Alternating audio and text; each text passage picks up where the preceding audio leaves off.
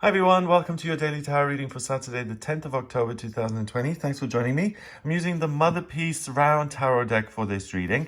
Let's see what the cards have to say and what energy is available to you on this day and what you can do to make the most of Saturday, the 10th of October. I hardly ever use these cards. They're round, they're a bit awkward to handle, and the images you'll see in a second. This deck is very beloved by lots of people. It's got like this cult following. It's been around for ages, and people really love this deck. So let's see if I can read this today. First card is in here. We've got Strength in reverse. Okay, I'm going to make a decision whether I'm going to bother with reversals or not, depending on these other two cards. Got the Priestess of Wands. Okay. And that, yeah, 1981, you see. It's been around. Finally, we've got Death. All right, so let's see. Okay, first of all, the way it's going from upside down to halfway around to the right way around, something is coming to an end. Something is exiting your life. And then we have new growth and new beginnings and the cycle starting over again. Okay, so we've got something quite interesting happening today. First of all, Strength in reverse. You don't have to try hard today at all. The card upright, we've got this Mother Earth type. She's holding the sun in her hand. So she's got all the power in the world at her disposal. There's nothing to be afraid of. These animals are gnawing at this tree for some reason. The wolf, everything seems a little bit ominous and threatening. But she's totally vulnerable and completely in charge. So she's not worried about venomous spiders and scorpions or snakes or really, carnivorous predators. So the card this way round, the 11th card of the Major Arcana, it's about being of service.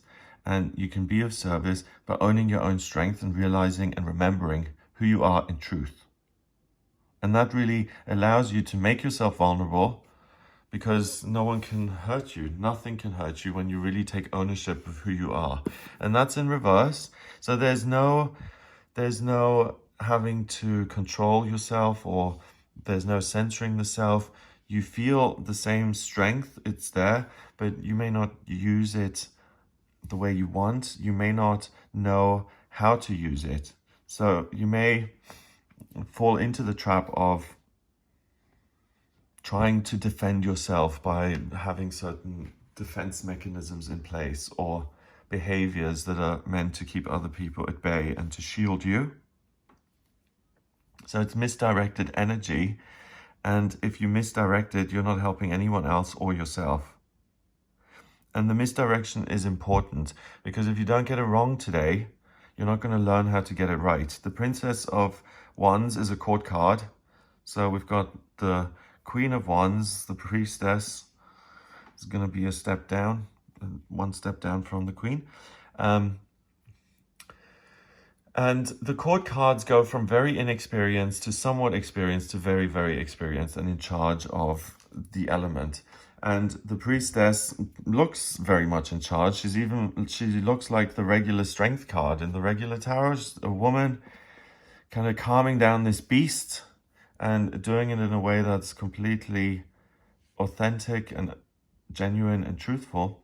We've got the sun and the pot of gold at the end of the rainbow here. So she is kind of omniscient. She knows and sees everything. She's in control of everything.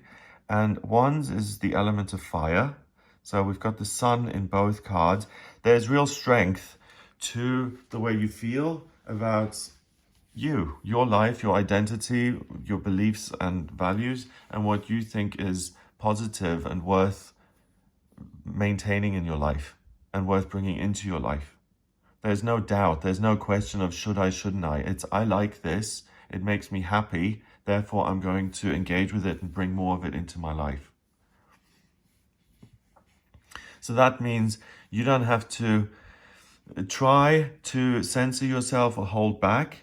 All you have to do is channel the energy in a way that pleases you and you stop pleasing everybody else. So it's really simple. It's about taking your power back, and the process of doing that, death. So we've got kind of you seeing how to not do it, then learning through that, hey, actually I have a voice, and that really puts an end to this people-pleasing mode, trying to read other people's minds to see what it is they want and then keeping everybody happy. It's so well known that it feels very cliche to even say it, that you can't keep other people happy. You can't anticipate what they want and need to keep them happy at all times. It's just not humanly possible. And trying is self-sabotage. So codependency is when you feel that other people have something that you have not got. You want something from them. And you need people's approval and their support and love because they are stronger or they have the right ideas or whatever faulty belief has crept in to make you feel like you're down here and other people are up here. There's no truth in that, but life often teaches us things like that. Through school, the way they mark things, some people in the class are going to get A star and other people are going to get Fs, and that's consistent. And if it is consistent, a child will look at their own performance and say, oh, there must be something wrong with me. I must be lacking in some way, okay? The right answer is to say study more, but usually kids take things personally, in my experience anyway. And by realizing as an adult now, because you're not a kid anymore, you're able to walk your own path in life without trying. And the irony is that when you stop trying, that's usually when you get things under control. It's just one of those things in life. So you take your power back, you're able to learn from what you're not supposed to do, and that really puts the old self to bed, kills it off.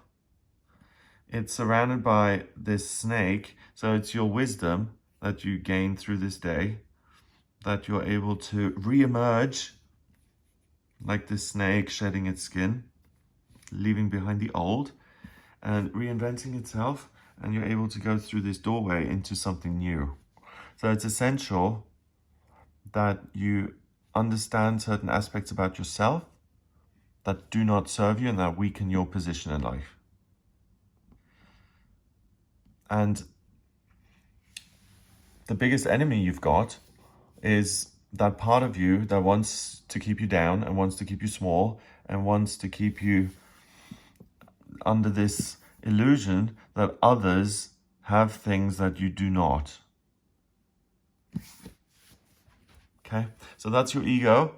That's something that talks to all of us and says you can't because, or you're not good enough, or this won't work.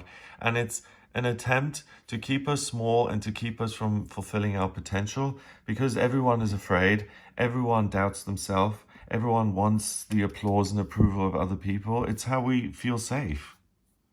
Our basic human needs. If you have 20 people around you and you live in a community of 20, it's really unlikely that you're going to starve to death because the other people are going to be eating too. So even if you're the most unpopular person in that community, you're going to eat, right? So it's just a natural primitive instinct that we want other people to like us because it ensures our survival.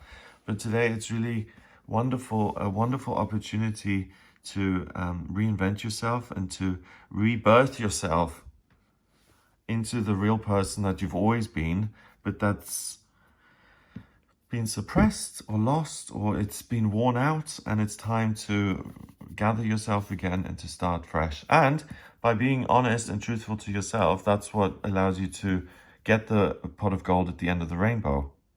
Only you can find that. You have to walk the walk. No one else is doing it for you. So the self-belief may be difficult, but it pays off in the end, because you're not here to make your sister happy. You're here to live your life. And that means that there will be some conflict. But hey, that's the job that you've been given. You didn't ask for this. Well, But that's up for debate. I think we all choose to come here, but you know, on a conscious level, you certainly didn't write a list of what it is you wanted and you got it. It's just, yeah. Number wise, we've got 11 and the priestess, that's 1. So 11 and 1 is 12. And then we've got 13, that's 25. 2 and 5 is 7. And 7 in numerology is the mind and creativity. And it's like the Queen of Wands in the tarot. And we've got the Priestess of Wands. Maybe this deck's version of the Queen of Wands, or the Princess, or the Priestess of Wands. Somewhere on the higher rungs of the court cards, Page being totally inexperienced, Knights being somewhat experienced, and then the Queen being super experienced. I think she's somewhere between the Knight and the Queen. Yeah, so by asking yourself what gives you a sense of power and what sustains you, that's what allows you to find a new path. Have an amazing day. If you'd like a personal reading with me, please get in touch via my website. It's gregoryscott.com. Click on the button on the front page to audio reading with me. If you like this video, please give it a thumbs up, hit subscribe, and share the video online. Have an amazing day, and I'll speak to you tomorrow.